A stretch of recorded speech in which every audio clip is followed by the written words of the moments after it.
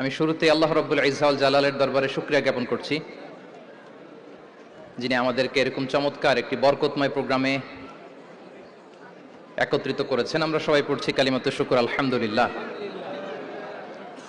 আল্লাহ তাআলার দরবারে শুকরিয়া জ্ঞাপনের পাশাপাশি আমি আজকের প্রোগ্রামের যারা অর্গানাইজার, আয়োজক, তাদেরকে অন্তরের অন্তঃস্থল থেকে শুকরিয়া জানাতে চাই। এরকম চমৎকার প্রোগ্রামে আমাকে ইনভাইট করবার জন্য আমি অত্যন্ত সম্মানিত বোধ করছি। এরকম চমৎকার একটি কোরআনের প্রোগ্রামে অংশগ্রহণ করার সুযোগ পেয়ে আজকের প্রোগ্রামে উপস্থিত আছেন তানজিমুল উম্মাহ ফাউন্ডেশনের সম্মানিত পরিচালনা পর্ষদ, উপস্থিত আছেন তানজিমুল উম্মাহ ফাউন্ডেশনের সম্মানিত শিক্ষকবৃন্দ, শুভাকাঙ্ক্ষীবৃন্দ, অভিভাবক মণ্ডলী এবং হেফজ কমপ্লিট করা শিক্ষার্থী বন্ধুরা, সাংবাদিক বন্ধুরা, ভলান্টিয়ার্স, আমি সবাইকে আবারও অন্তরের অন্তঃস্থল থেকে শুভেচ্ছা জানিয়ে শুরু করছি। শুরুতে আমি আজকের প্রোগ্রামের যারা মধ্যমণি, যারা হুফাজুল কোরআন, যারা অ্যাওয়ার্ড রিসিভ করেছে, তাদেরকে আমি অফিসিয়ালি কংগ্রেচুলেট করতে চাই, অভিনন্দন জানাতে চাই যে তোমরা অনেক বড় একটি অর্জন ইতিমধ্যে সম্পূর্ণ করেছো, আলহামদুলিল্লাহ। এটা একটা হিউজ মাইলস্টোন। এটা যে কত বড় একটা নেয়ামা বা সৌভাগ্য, এটা কল্পনা করা যায় না। যে কোরআনকে বলা হয় এটা বিয়ন্ডলেস, বাউন্ডলেস, বটমলেস, মহাবিশ্বের মহাবিশ্বয় মহাগ্রন্থ আল কোরআন আল কারিমকে তোমরা তোমাদের সিনায় ধারণ করেছো। এটা অনেক বড় সৌভাগ্যের একটা ব্যাপার। আল্লাহ তাআলা ইরশাদ করছেন, ইন্না নাহনু নাযালনা যিকরা ওয়া ইন্না লাহু লাহাফিযুন। নিশ্চয় আমি এই কোরআনকে নাজিল করেছি এবং এই কোরআন আল কারীমকে সংরক্ষণের দায়িত্ব আমি নিজেই নিয়েছি। কোরআন আল কারীমকে পৃথিবীতে প্রিজার্ভ করা বা সংরক্ষণ করা এটা আল্লাহ তাআলা তোমাদের মাধ্যমে করেছে। আলহামদুলিল্লাহ, সুম্মা আলহামদুলিল্লাহ। এটা অনেক বড় সৌভাগ্যের ব্যাপার এবং সবার নসিবে এটা থাকে না। যাদেরকে আল্লাহ তাআলা পছন্দ করেন, যারা চুজেন পার্সোনালিটি টু আল্লাহ সুবহানাহু ওয়া তাআলা, শুধুমাত্র কেবলমাত্র একমাত্র তাদেরকেই আল্লাহ তাআলা এই সৌভাগ্য দান করেন। তো এই যে মাইল ফলক তোমরা স্পর্শ করেছো, এটা তোমাদের জীবনের অনেক বড় একটা অর্জন এবং নানা ধরনের খুশ নসিব তোমাদের ব্যাপারে ঘোষিত হয়েছে হাদিসে। আল মাহিরু বিল কোরআন মা সাফারাতিল কিরামিল বারারা, ইকরা ওয়ারতাকি ওয়ারাত্তিল কামা কুনতা তুরাত্তিলু ফিদ দুনিয়া ফাইন্না মানজিলাতাকা ফি আখিরি আয়াতিন তাকরাউহা। আজকের এই অ্যাওয়ার্ড গিভিং সেরেমনিতে এসে তোমাদের কত ভালো লাগছে। সবার চেয়ে তোমরা আলাদা, স্পেশাল পোশাক তোমাদের জন্য ক্রেস্ট দেয়া হয়েছে, সামনে এসে ফটো সেশনে অংশগ্রহণ করছো। এর চেয়ে অনেক বড় একটা কনফারেন্সে, এর চেয়ে অনেক বড় একটা কনভেনশন হলে, এর চেয়ে অনেক বড় আয়োজন করে সেদিন তোমাদেরকে বলা হবে ইকরা ওয়ারতাকি ওয়ারাত্তিল কামা কুনতা তুরাত্তিলু ফিদ দুনিয়া। পড়ো, ধীর স্থির ভাবে পড়ো, যেমনি দুনিয়াতে পড়তে তার তিলের সাথে। ঠিক যতটুকু পড়বে ততটুকু করবা, আল্লাহর সান্নিধ্য তোমরা পাবে। যতটুকু পড়বে ঠিক ততটুকু জান্নাতে তোমাদের ভবনগুলো উঁচু হতে থাকবে। আল্লাহু আকবার। এখন তোমাদের কেমন ফিল হচ্ছে? এই দুনিয়াতেই যদি এত চমৎকার অ্যাওয়ার্ড গিভিং সেরিমনিতে তোমাদেরকে সম্মান দেয়া হয়, সেদিনের সেই প্রোগ্রামে যদি তোমরা অংশগ্রহণ করতে পারো, কেমন লাগবে তোমাদের বলো? হাফেজ যারা হয়েছো, হেফজ কমপ্লিট করেছো, আমার শিক্ষার্থী বন্ধুরা, তোমাদের কেমন লাগবে সেদিন বলো? ভাল লাগবে সেদিন? আমরা সেদিনের সেই মাহেন্দ্র ক্ষণে যেন আমরা রিওয়ার্ডেড হতে পারি, পুরস্কৃত হতে পারি, সেই প্রত্যাশা আমরা আল্লাহর কাছে রাখছি। আমরা সবাই পড়ছি আল্লাহুম্মা আমিন। তো এই যে বিশাল এক কর্মযজ্ঞ তোমরা শেষ করেছো, আল্লাহর কালামকে তোমরা হেফজ করেছো, এখানেই শেষ নয়। This is just beginning. এটা কেবল শুরু। এটা কেবল কি? এটা কেবল শুরু। এই যে মাইল ফলক তোমরা স্পর্শ করেছো, এরপরে অনেক দূর তোমাদেরকে যেতে হবে। মাইলস টু গো, অনেক দূর যেতে হবে। এখন যেটা তোমাদের করতে হবে, কনসিস্টেন্ট রিভিশনে থাকতে হবে, মোরাজা করতে হবে এই কোরআনকে। এই কোরআনকে হেফজ করে ফেলা এটা সহজ, কিন্তু এটাকে টিকিয়ে রাখা বড্ড কঠিন। আমরা অনেক হাফেজে কোরআনদের সাথে পরিচয় হয়, তারা বলে যে শেখ হেফজ করেছিলাম কিন্তু এখন মনে নাই, ভুলে যায়।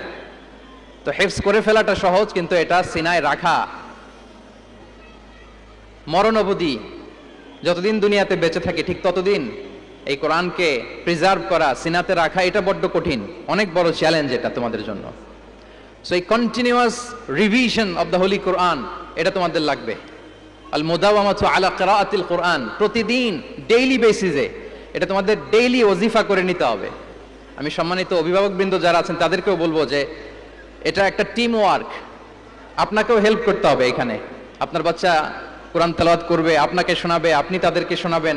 এই টিম ওয়ার্কের মধ্য দিয়ে এই কোরআন প্রিজার্ভ হবে, এটা থাকবে। এটা বড্ড জটিল। কোরআন হেফজ করা সহজ, কিন্তু এটাকে ধরে রাখা খুবই কঠিন। সো তোমাদের জন্য first and foremost reminder tonight, প্রথম রিমাইন্ডার হচ্ছে যে রেগুলার বেসিসে এই কোরআনকে মোরাজা করতে হবে, তা না হলে এই কোরআন থাকবে না। এবং আল্লাহ রাসূল সাল্লাল্লাহু আলাইহি ওয়া আলিহি ওয়াসাল্লাম তিনি ওসিয়ত করেছেন, তিনি বলেছেন তাআহাদুল কোরআন ফা ইন্নাহু আশাদ্দু তাফাল্লুসান মিনাল ইবিলি ফি উকুলিহা। তোমরা কোরআনকে ডেইলি রিভাইজ করো। যারা তোমরা হেফজ কমপ্লিট করেছো, হাফাজাতুল কোরআন, তোমাদেরকে উদ্দেশ্য করে আল্লাহ রাসূল সাল্লাল্লাহু আলাইহি ওয়া আলিহি ওয়াসাল্লাম বলেন যে তাআহাদুল কোরআন, তোমরা ডেইলি বেসিসে কোরআনকে কি করো? রিভাইজ করো, রিভিশন দাও, মুরাজা করো, এটাকে সম্মান করো। ফাইন্নাহু আশাদ্দু তাফাল্লুসান মিনাল ইবিলি ফি উকুলিহা, কেননা পোষ মানানো হয়নি এরকম কোন বন্য উট যদি এটা রশি ছেড়ে দেওয়া হয়, এটা যেমনি ছুটে পালায়, দৌড়ে পালায়, এটারে ফিরে আনা যেমনি কঠিন, কোরআন হেফজ করার পরে, মুখস্থ করার পরে কেউ যদি ভুলে যায় ওইটারে আবার রিভাইভ করা তার চেয়েও বেশি কঠিন। তো এই জন্য ডেইলি বেসিসে রিভাইজ করতে হবে। এবং আল্লাহ রাসূল সাল্লাল্লাহু আলাইহি ওয়া আলিহি ওয়াসাল্লাম তিনিও যাতে ভুলে না যান বারবার কোরআন পড়তেন, বারবার রিভাইজ করতেন। রাসূল সাল্লাল্লাহু আলাইহি ওয়াসাল্লামের কষ্ট হয়ে যেত, ফলে আল্লাহ তাআলা বলেছেন লা তুহাররিক বিহি লিসানাকা লিতা'জালা বিহি ইন্না আলাইনা জামাআহু ওয়া কুরআনা ফাইদা ক্বরানাহু ফাত্তাবি' কুরআনা।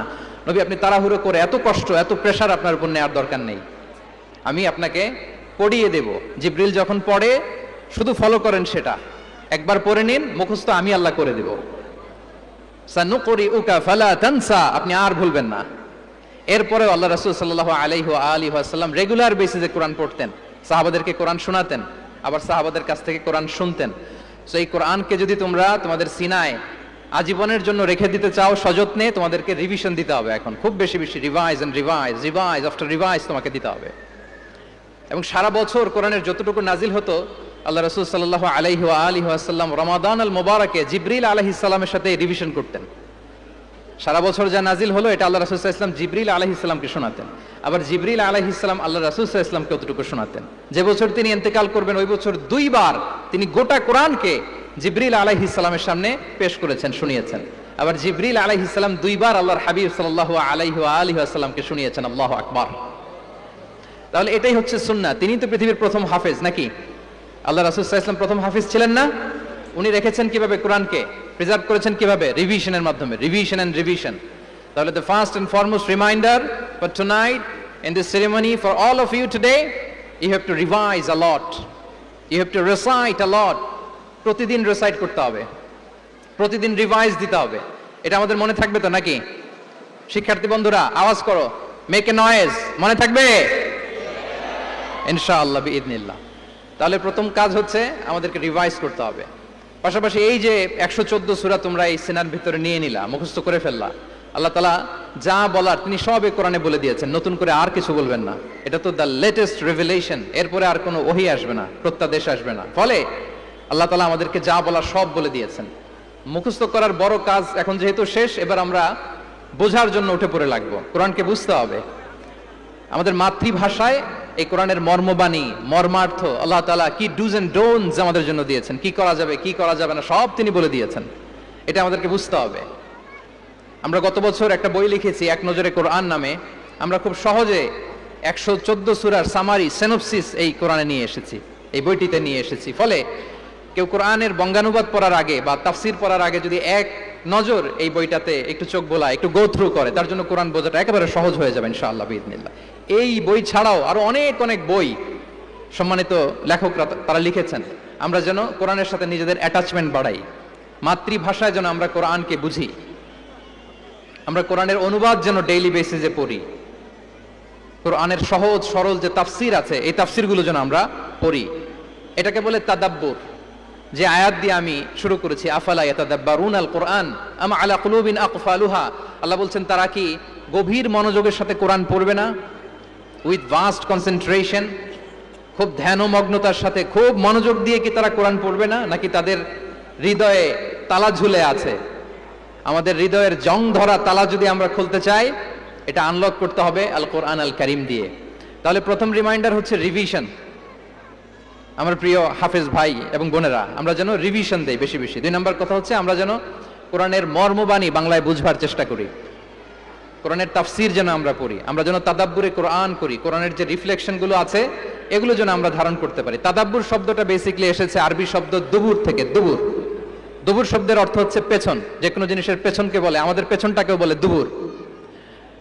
তো তাদাব্বুরে কোরআন মানে হচ্ছে কোরআনের যে বাহ্যিক আয়াতের যে অর্থ, এর পেছনের যে গল্পটা, পেছনের যে রহস্য, এই আয়াতের পেছনের যে রহস্য, এটাকে উদ্ঘাটন করার চেষ্টা করা, আত্মনিমগ্ন হওয়া কোরআনের রহস্য উন্মোচনের জন্য, ধ্যানমগ্ন হওয়া, খুব গভীর মনোযোগ দিয়ে with vast concentration and attention কোরআনকে পড়াকে বলে তাদাব্বুরে কোরআন। তাহলে রিভিশনের পাশাপাশি আমাদেরকে তাদাব্বুরে কোরআন করতে হবে। কি পারা যাবে তো ইনশাআল্লাহ? এই কোরআন যে তোমাদেরকে কোথায় নিয়ে যাবে তুমি জানোই না, তোমার কোনো আইডিয়াই নাই এই যে কোরআন তোমাদেরকে কোথায় নিয়ে যেতে পারে। এবং শিক্ষার্থীদের জন্য গোটা বিশ্ব খোলা, the entire world is open for you. তোমরা বিশ্ব জয় করতে পারো, তোমরা ঢাকা বিশ্ববিদ্যালয়ে যাবে, তোমরা চট্টগ্রাম বিশ্ববিদ্যালয়ে যাবে। এই যে তোমাদের এক বড় ভাই বসে আছে ডাকসুর ভিপি সাদিক কায়েম, ঢাকা বিশ্ববিদ্যালয়ে যে আমাদের কোরআনের আলো ছড়িয়ে দেওয়ার দরকার আছে না নাই বলো? তোমরা অক্সফোর্ডে যাবে, তোমরা এমআইটিতে যাবে, তোমরা হার্ভার্ডে যাবে, আমি হার্ভার্ডে গিয়েছি, এমআইটিতে গিয়েছি, তোমরা ইয়েল ইউনিভার্সিটিতে যাবে, সেখানে যে কোরআনের আলো ছড়িয়ে দিবে ইনশাআল্লাহ বলি সবাই। তাহলে শিক্ষার্থীদের জন্য গোটা বিশ্ব খোলা। তুমি জানোই না যে আল্লাহ তাআলা তোমাকে কোথায় নেবে। খুত্তাতুল্লাহি আ'যামু মিন খুত্তাতিকুম, আল্লাহর প্ল্যান তোমার প্ল্যানের চাইতে অনেক অনেক বড়। তুমি জানোই না যে আল্লাহ তাআলা তোমাকে দিয়ে কোন খেদমত নিতে পারে। সো আমরা যেন তাদাব্বুরে কোরআন করি, কোরআনে যে আল্লাহ জেমস গুলো দিয়েছেন এগুলোর সাথে নিজেদের অ্যাটাচমেন্ট যেন আমরা বাড়াই, একটু একটু করে যেন পড়ি। এবং সাহাবা রিদওয়ানুল্লাহি তাআলা আলাইহিম আজমাইন, ওনাদের হ্যাবিট এটাই ছিল, ওনারা তাড়াহুড়ো করে কোরআন পড়তেন না, একটু একটু করে পড়তেন। তোমাদের তো 2 বছর কিংবা 3 বছরে হেফজ শেষ হয়ে যাওয়ার কথা নাকি? তাদের কয় বছর লেগেছে হেফজ করতে? 3 বছর। আচ্ছা, তোমরা কি জানো ওমরে ফারুক রাদিয়াল্লাহু তাআলা আনহু উনি সূরা বাকারা হেফজ করতে সময় নিয়েছিলেন 12 বছর। আই রিপিট, আমি আবারও বলছি, সাইয়েদনা ওমরে ফারুক রাদিয়াল্লাহু তাআলা আনহু উনি সূরা বাকারা মেমোরাইজ করতে সময় নিয়েছিল কয় বছর? 12 বছর। ওনাদের অভ্যেস ছিল তারা তাদাব্বুরে কোরআন করে করে আগাতেন। 10 আয়াত পড়তেন, এটাকে মুখস্থ করতেন, এটার অর্থ বুঝতেন, এটার উপর আমল করতেন, এটাকে ধারণ করতেন, এটার উপর সাধনা করতেন, এটারে ডাইজেস্ট করা শেষ, এরপরে 10 আয়াত, আবার একই সিস্টেমে 10 আয়াত পরে এরপরে 10 আয়াত। এভাবে সূরা বাকারা শেষ করতে উনি সময় নিয়েছিলেন কয় বছর? 12 বছর। এবং যেদিন সূরা বাকারা কমপ্লিট করেছিলেন ওদিন উট জবাই করে সবাইকে খাইয়েছিলেন। সুবহানাল্লাহি বিহামদি। ওনারা কোরআন জানাটাকে সেলিব্রেট করতেন। আল্লাহু আকবার। সো আমরা যেন তাদাব্বুরে কোরআন করি। তাহলে আমার রিমাইন্ডারগুলো খেয়াল রাখতে হবে। 1 নম্বরে কি বলেছি? Revision. Let's say all together. 1 নম্বরে কি ছিল? রিভিশন। 2 নম্বরে তাদাব্বুরে কোরআন। সবাই বলি 2 নম্বরে কি ছিল? তাদাব্বুরে কোরআন। বুঝে বুঝে কোরআনের মেসেজগুলোকে হৃদয়ঙ্গম করা, একটু একটু করে হৃদয়ঙ্গম করা, একবারে সব না। কারণ কোরআন নাজিলও হয়েছে একটু একটু করে। হাসাবা হাওয়াইজিল বাশার, মানুষের যত প্রয়োজন ছিল প্রয়োজনের প্রেক্ষাপটে চাহিদার আলোকে একটু একটু করে 23 বছরের লম্বায় লং পিরিয়ড অফ টাইমে কোরআন নাজিল হয়েছে। কোরআন কিন্তু তাওরাত, জাবুর, ইনজিল কোরআনের মতো, ইনজিলের মতো, তাওরাতের মতো, জাবুরের মতো কিন্তু কোরআন একবারে নাজিল হয়ে যায়নি। তাওরাত জাবুর কিন্তু একবারে এট এ টাইমে নাজিল হয়েছে, কিন্তু কোরআন নাজিল হয়েছে কত বছরের সময় নিয়ে? 23 বছর, 23 ইয়ার্স। 23 বছরের লং পিরিয়ড অফ টাইম নিয়েছে। গারে হেরাতে প্রথমে শুরু, মক্কা থেকে প্রায় 10 কিলোমিটার উত্তর পূর্বে 634 মিটার উঁচু দ্য মাউন্টেন অফ কেভ প্রথমে নাজিল হলো ইকরা বিসমি রাব্বিকাল্লাযী খালাক, read in the name of your lord who has created, পড়ো তোমার প্রভুর নামে যিনি শিখিয়েছেন। এই তো নাজিল হতে লাগলো, কখনো মক্কায়, কখনো মদিনায়, কখনো ঘরে, কখনো বাইরে, কখনো মরুভূমিতে, কখনো বাজারে, কখনো যুদ্ধের ময়দানে। রাসূল যেখানে সাথে সাথে কোরআনও সেখানে, একটু একটু করে। আল্লাহ রাসূল সাল্লাল্লাহু আলাইহি ওয়া আলিহি ওয়াসাল্লাম উনি ওনার জীবনে, পরিবারে, সমাজে যখনই কোনো সংকটের মুখোমুখি হয়েছেন তখনই সমাধান হয়ে হাজির হয়েছে কোরআন। সুবহানাল্লাহি বিহামদিহি। যখনই সংকট তখনই কি? কোরআন। যখনই কোনো প্রবলেম ফেস করেছেন কোরআন, কারণ কোরআন হচ্ছে দ্য প্রবলেম সলভিং মেথোডোলজি। যখনই সমস্যা সমাধান নিয়ে হাজির হয়েছে কোরআন। তাহলে আমরা যেন তাদাব্বুরে কোরআন করি।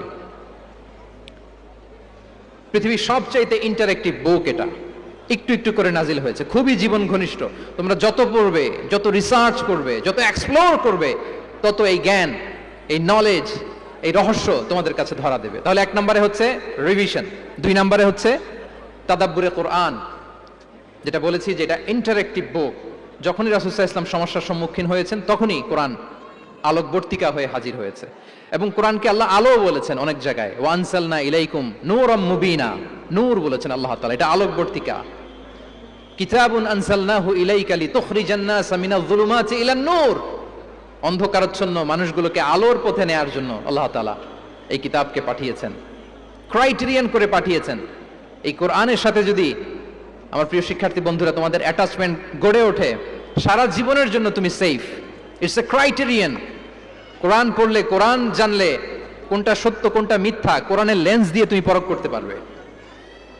এটাকে আল্লাহ তাআলা বলেছেন আল ফুরকান, তাবারাকাল্লাযী নাযালাল ফুরকানা আলা আবদিহি লিয়াকুনা লিল আলামিনা নাযীরা। ফুরকান মানে the criterion, it differentiates between right and wrong, কোনটা সত্য কোনটা মিথ্যা, কোনটা ভালো কোনটা মন্দ। এটা কোরআনের লেন্স দিয়ে যদি তুমি পরখ করো, তোমার জন্য গোটা বিশ্বটা সহজ হয়ে যাবে, কোনটা সত্য তুমি সহজেই বুঝতে পারবে। তাহলে আমরা ডেইলি বেসিসে রিভিশন দিব, আমরা কোরআনের সাথে নিজেদের অ্যাটাচমেন্টকে বাড়াবো। রেগুলার বেসিসে আমরা তাদাব্বুরে কোরআন করব। কি করব তো ইনশাআল্লাহ? সবাই একসাথে আওয়াজ করে পড়ে ইনশাআল্লাহ। বিশাল এক কর্মযজ্ঞ তোমরা শেষ করেছো, এবার নতুন কর্মযজ্ঞের পথে তোমরা হাঁটবে। কোরআন তোমরা মেমোরাইজ করেছো এবং এখন জ্ঞানের অন্যান্য যে ব্রাঞ্চ আছে, শাখা প্রশাখা আছে, সেগুলোতে তোমরা বিচরণ করবে। জ্ঞানার্জনের একটা মূলনীতি তোমাদের সাথে আজকের এই প্রোগ্রামে শেয়ার করে আমি আমার সংক্ষিপ্ত আলোচনা শেষ করব। ইসলামিক জ্ঞান হোক কিংবা কনভেনশনাল জ্ঞান হোক, জ্ঞানার্জনের জন্য 3টা বিষয় অপরিহার্য, এটা আমাদের খেয়াল রাখতে হবে। আমি তোমাদের মনোযোগ আকর্ষণ করছি। 3টি জিনিস জ্ঞানার্জনের জন্য অপরিহার্য। 1 নম্বর হচ্ছে বিনয়, 2 নম্বর হচ্ছে সফর, 3 নম্বর হচ্ছে সবর। আই রিপিট, আমি আবারও বলি, জ্ঞানার্জনের জন্য 3টা জিনিস লাগে, এটা যে কোনো জ্ঞান হোক, লাগবেই, ইটস এ মাস্ট, কম্পালসারি। 1 নম্বরে হচ্ছে বিনয়, 2 নম্বরে সফর, 3 নম্বরে সবর। এবার আমি জিজ্ঞেস করি, তোমাদের মুখ থেকে আমি শুনতে চাই, বলো জ্ঞানার্জনের জন্য অপরিহার্য বিষয় কয়টা? 1 নম্বরে বিনয়, 2 নম্বরে সফর, 3 নম্বরে সবর। এই 3টাই লাগবে। বিনয়ী হইতে হবে, ডাউন টু আর্থ হইতে হবে। বিনয়ী না হলে, মুতাওয়াদি না হলে আল্লাহ তাআলা এলেমের নূর দিয়ে ওই ব্যক্তিকে ধন্য করেন না। বিনয়ী হইতে হবে। বলা যাবে না যে আমি সব শিখে ফেলছি, আমি সব জানি, আসলে কিছুই জানি না, আসলে কিছুই জানি না। অনেক পড়াশোনা করার একটা বড় সুবিধা হচ্ছে আমি যে কিছুই জানি না এটা জানা যায়। যারা অনেক পড়াশোনা করে, গভীর জ্ঞান অর্জন করে, অনেক পড়াশোনা করার একটা বড় ফায়দা হচ্ছে যে এটা জানা যায় সব শেষে যে আমি কিছুই জানি না। আবুন নওয়াস একটা চমৎকার কবিতা লিখেছেন, উনি বলেছেন ফাকুল লিমা ইয়াদঈ ফিল ইলমি ফালসাফাতান হাফিজতা শাইআন ওয়া গাবাত আনকা আশিয়াউ। যে বলে যে আমি সব জানি, তুমি তার বৃদ্ধাঙ্গুলি দেখিয়ে বলা তুমি কিছুই জানো না, তুমি অল্প কিছু জেনেছো। মহাবিশ্বের অনেক রহস্য তোমার কাছে এখন অধরা, এখনো অধরা, অজানা। ওয়া ফাওকা কুল্লি যী ইলমিন আলিম, জ্ঞানীর উপরও জ্ঞানী আছে, জাননেওয়ালার উপরও জাননেওয়ালা আছে। তাহলে বিনয় যেন আমাদের পোশাক হয়, আমরা যেন বিনয়ী হই। আমরা যার কাছ থেকে নলেজ নিব, ইলম নিব, তার কাছে বিনয়ী হইতে হবে। যেই পাত্রে পানি ঢালবো এটা থাকবে নিচে, আর যেই গ্লাস থেকে ঢালা হবে ওইটা থাকে উপরে। মুসা আলাইহিস সালাম একবার বনি ইসরাইলের মাঝে আলোচনা করছিলেন, হঠাৎ এক লোক বলে যে ইয়া নবী আল্লাহ মান আ'লামু ফিল আরদ, বর্তমান পৃথিবীতে সবচেয়ে বড় জ্ঞানী কে? তো মুসা আলাইহিস সালাম খুব বেশি ভাবনা চিন্তা না করে বলে ফেললেন আনা, আমি সবচেয়ে বড় জ্ঞানী। এটা ভুল বলেন নাই, কারণ যাকে আল্লাহ তাআলা ওহীর জ্ঞানে ধন্য করেন তিনিই তো সবচেয়ে বড় জ্ঞানী। আনা, আমি সবচেয়ে বড় জ্ঞানী। তো আল্লাহ তাআলা এই রেসপন্সটা, এই আনসারটা পছন্দ করেন না। আল্লাহ তাআলা চাচ্ছিলেন মুসা আলাইহিস সালাম যদি বলতো যে আল্লাহই ভালো জানে বা আল্লাহু আ'লাম, আল্লাহই সবচেয়ে জ্ঞানী, এটা আল্লাহ পছন্দ করতেন। তো উনি যখন বলে ফেলছেন আমি, আল্লাহ বলে না মুসা, তুমি যে বলে ফেললে আমি সবচেয়ে বড় জ্ঞানী, তুমি তো সবচেয়ে বড় জ্ঞানী নও, তোমার চেয়ে বড় জ্ঞানী আছে। শুনে তো মুসা আলাইহিস সালাম অবাক, কি আমার চেয়ে বড় জ্ঞানী কোথায়? আল্লাহ বললেন ইযহাব ইলা মাজমাইল বাহরাইন, দুই সাগরের মিলনস্থলে যাও, ওখানে আমার এক বান্দা আছে ইসমুহু খাদির ওই খদির, যারা আমরা বাংলায় খিজির বলি আর কি, এই খিজির তোমার চেয়েও জ্ঞানী। আল্লাহু আকবার। আপনারা সূরা কাহফের তাফসীর পড়লে জানতে পারবেন। গেলেন, নৌকার মধ্যে বসা, হঠাৎ একটা চড়ুই পাখি এসে সাগরের পানি খাচ্ছে। অনেক, to make the long story short, বড় স্টোরিকে আমি ছোট করে বলছি। দুইজন নৌকায় বসা, একটা চড়ুই পাখি এসে সাগরের পানি খায়। তো খিজির আলাইহিস সালাম বললেন, মুসা, চড়ুই পাখিটা দেখতে পাচ্ছ? মুসা আলাইহিস সালাম বললেন, হ্যাঁ দেখতে পাচ্ছি। চড়ুই পাখি যে পানি খেলো এইমাত্র, এটা দেখেছো? হ্যাঁ দেখেছি। পানি খাওয়ার কারণে চড়ুই পাখির চঞ্চুতে, মানে ঠোঁটে যে একটু সাগরের ছিটে ফোটা পানি লেগেছে, দেখেছো? মুসা আলাইহিস সালাম বললেন, হ্যাঁ দেখেছি। তো খিজির আলাইহিস সালাম বললেন, এই যে সাগর থেকে, মহাসাগর থেকে পানি খাওয়ার কারণে চড়ুই পাখির ঠোঁটে সামান্য সাগরের ছিটে ফোটা পানি যতটুকু ঠোঁটে লেগে আছে, এটা হচ্ছে তোমার, আমার আর মহাবিশ্বে আমরা যারা আছি সবার জ্ঞান। আর এই পড়ে থাকা মহাসাগরের পানি হচ্ছে আল্লাহর জ্ঞান। চড়ুই পাখির ঠোঁটে লাগা পানি তোমার, আমার আর পৃথিবীর সবার, আমাদের যে জ্ঞান আল্লাহ দিয়েছেন এটা। আর মহাসাগরের পানিগুলো কার জ্ঞান? ওমা উতিতুম মিনাল ইলমি ইল্লা কালিলা। আল্লাহ বলেন, একেবারে একেবারে ভেরি লিটল, যত সামান্য জ্ঞান দিয়ে আমি তোমাদেরকে দুনিয়ায় পাঠিয়েছি। এজন্য আমি সব জানি, এটা আজকে থেকে আমরা আর বলবো? আমার শিক্ষার্থী বন্ধুরা নয়েজ করো, বলো আমরা বলবো। আল্লাহু আ'লাম। আল্লাহ ভালো জানেন। সাহাবাদের এই বৈশিষ্ট্য ছিল, ওনারা বলতেন আল্লাহু ওয়া রাসূলুহু আ'লাম, আল্লাহ এবং আল্লাহর রাসূল ভালো জানেন। এবং আমাদের ক্লাসিক স্কলারদের এই বৈশিষ্ট্যটা ছিল, অনেক প্রশ্নের উত্তর ওনারা দিতেন না। আমাদেরকে তো প্রশ্ন করলে আমরা হুটহাট উত্তর দিয়ে দিই।